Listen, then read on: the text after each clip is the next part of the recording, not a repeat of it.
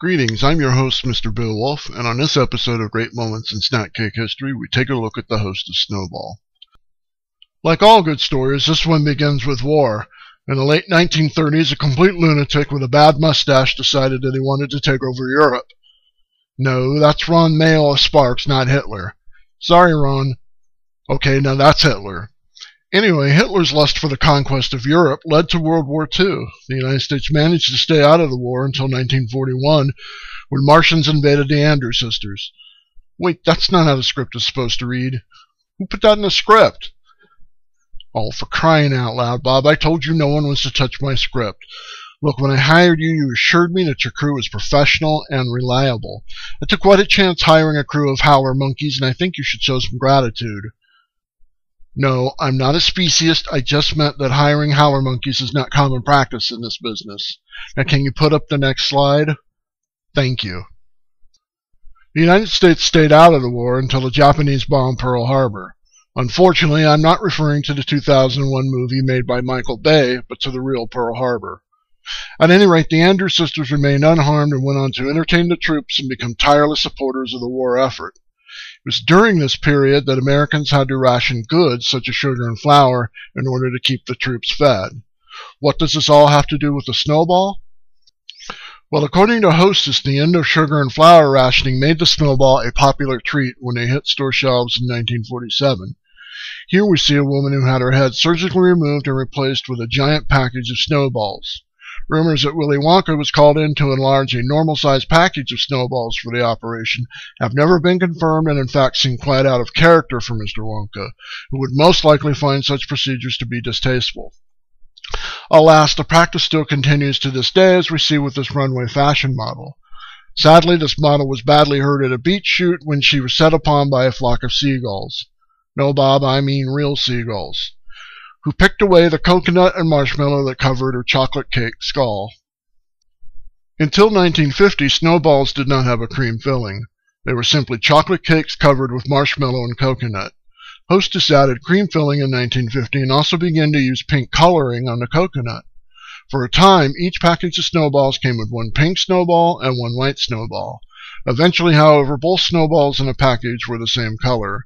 Pink continued to be popular, with white snowballs appearing in winter, orange at Halloween, and green at St. Patrick's Day.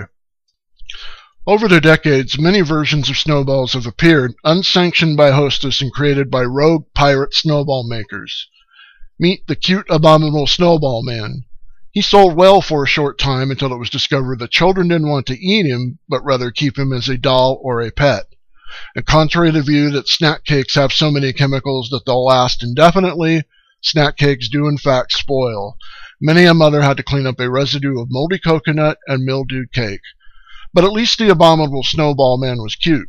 On the other hand, kids were terrified by the 1,000-yard distant stare of Snowball Piggy's blank eyes, boring down into your soul, unearthing your deepest fears and guiltiest pleasures. But Mr. Piggy won't tell anyone about my deepest fears or guiltiest pleasures, will he? No, he won't. Why? Because I'm going to do whatever he asks unconditionally. What's that, Mr. Piggy? You want me to do what? Of course I'll do it, Mr. Piggy. No, thank you, Mr. Piggy. Equally as disturbing was the hybrid Twinkie Snowball Tarantula, which proved to be too unwieldy for shelf space. Only 5 were made, and only one is known to still exist, kept frozen in a Smithsonian Institution snack cake wing. After the failure of the Piggy and Tarantula Snowball, rogue snowball makers stopped zoomorphizing the snowball and moved into a different direction. Hostess had made glow balls, orange snowballs with green glow-in-the-dark filling. Pirate snowball makers tried to cash in with copycat glow balls, but being unable to duplicate Hostess' green glow-in-the-dark filling, they resorted to radioactive sludge. Rumors once again surfaced about Willy Wonka, this time claiming that he had created radioactive glow balls for kids to give to their enemies, just as he had created exploding candy for the same reason. We here at Great Moments believe that the passive-aggressive Johnny Depp fake Willy Wonka was indeed the creator of the toxic glow balls, not the actual Willy Wonka, Gene Wilder. Our evidence comes from this reliable source, and the fact that we don't like the Johnny Depp version of Willy Wonka. At the height of Star Trek The Next Generation's popularity, pirates tried to market the Borg Cube Sno Ball with the catchphrase, "You will be deliciously assimilated." Not surprisingly, this was a blatant copyright violation, and the clandestine Borg Cube Sno Ball factories were shut down within weeks. As a result of their consistent failures, rogue snowball makers went deep underground for 2 decades, and snowball lovers have been able to enjoy authentic snowballs in a variety of colors. Sadly, there is evidence that the pirates are back, as we see in this picture. This time they appear to be marketing snowball brassieres for teddy bears. We can only hope that the authorities crack down on this madness before it hits the streets. Thank you for watching Great Moments in Snack Cake History. Join us next time when we take a look at the southern snack cake known as the moon pie and ponder how this woman, Sonia Thomas, ate 38 moon pies in 8 minutes.